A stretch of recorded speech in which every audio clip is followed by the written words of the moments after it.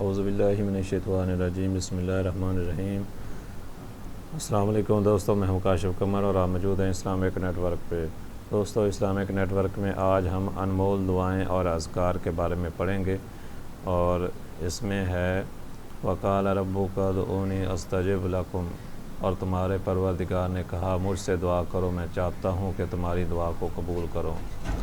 ان ربی لسمیع الدعاء، بلا شبہ میرا پروردگار البتہ بہت زیادہ میری دعا کو سننے والا ہے۔ کوئی بھی اچھی دعا ضائع نہیں ہو جاتی۔ سیدنا ابو سعید خدری رضی اللہ تعالیٰ عنہ بیان کرتے ہیں کہ جو مسلمان گناہ اور قطع رحمی سے پاک دعا کرتا ہے، اللہ تعالیٰ اس کو 3 صورتوں میں سے ایک صورت کی شکل میں قبول فرما لیتے ہیں۔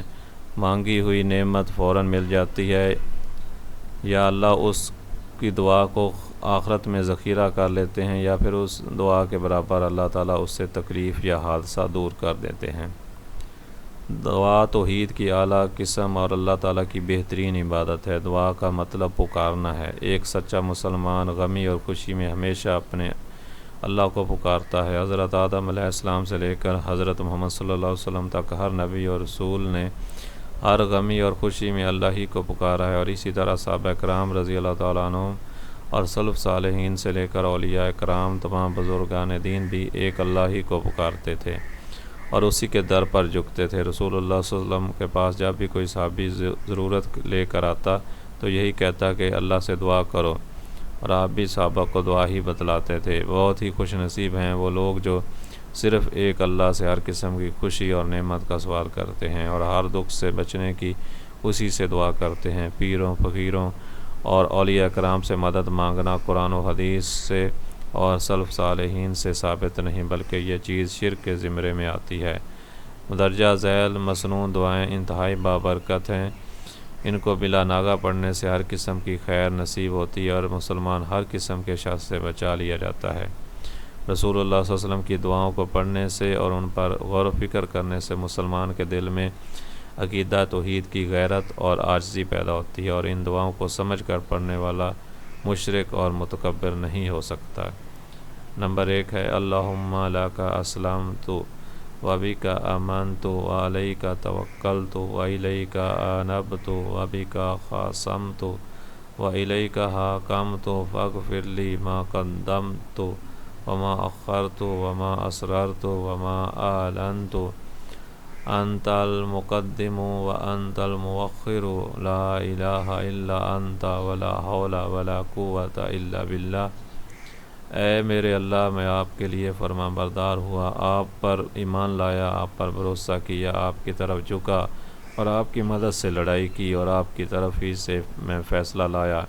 میرے اگلے پچھلے کھلے اور چھپے سب گناہ مجھے معاف کر دے۔ آپ ہی آگے کرنے والے اور پیچھے کرنے والے ہیں، اور نہیں ہے کوئی حرکت اور طاقت مگر آپ کی مدد سے۔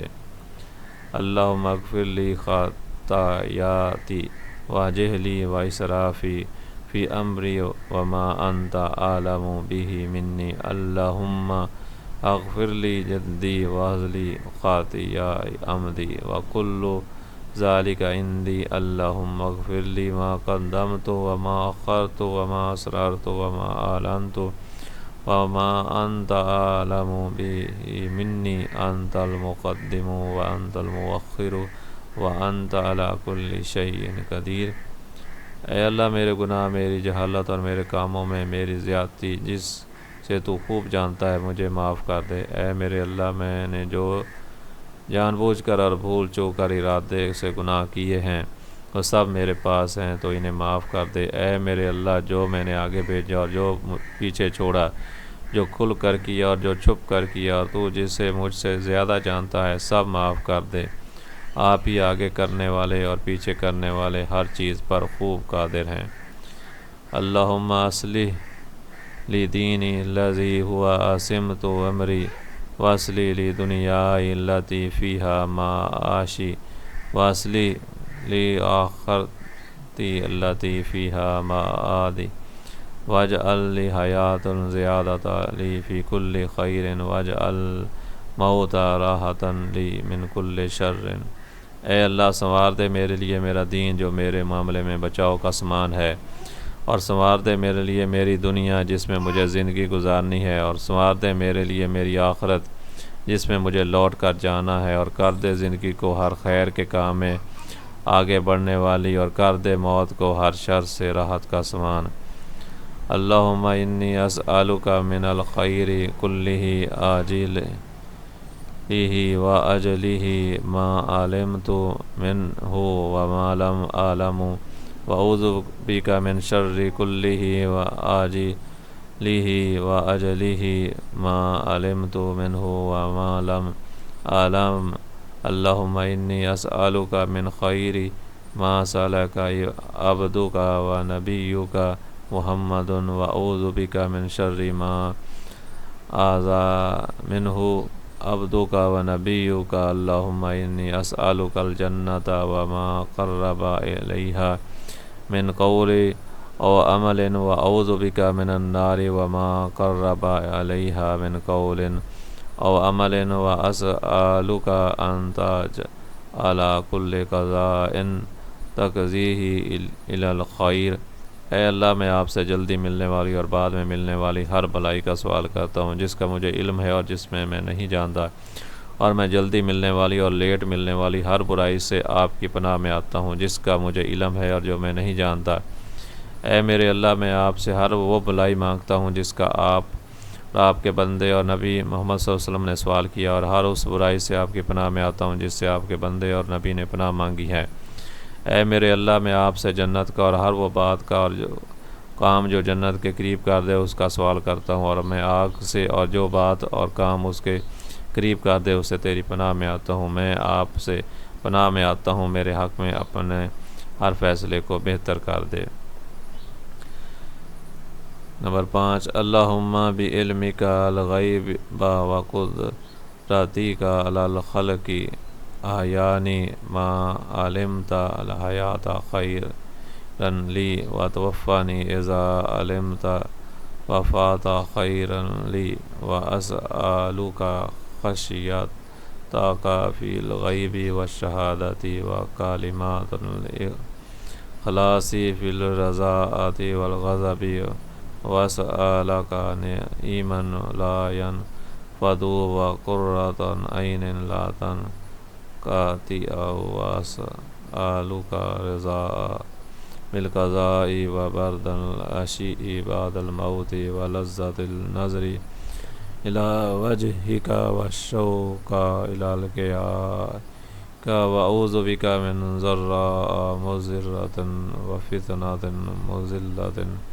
اللہم زینا بزینۃ الایمان واجعلنا ھداۃ مہتدین۔ اے میرے اللہ، آپ غیب کو جانتے ہیں اور آپ کی مخلوق پر قدرت ہے۔ مجھے اس وقت تک زندہ رکھنا جب تک میرا زندہ رہنا آپ کے علم کے مطابق میرے لیے بہت بہتر، اور مجھے اس وقت فوت کرنا جب تم جانے کہ وفات میرے لیے بہتر ہے۔ اے میرے اللہ، میں غیب اور حاضر میں آپ کی خشیت کا، غصے اور خوشی میں کلمہ حق کہنے کا، غریبی اور امیری میں میانہ روی کا، کبھی نہ ختم ہونے والی نعمتوں کا سوال کرتا ہوں، اور آپ سے آنکھوں کی ایسی ٹھنڈک مانگتا ہوں جو کبھی ختم نہ ہو۔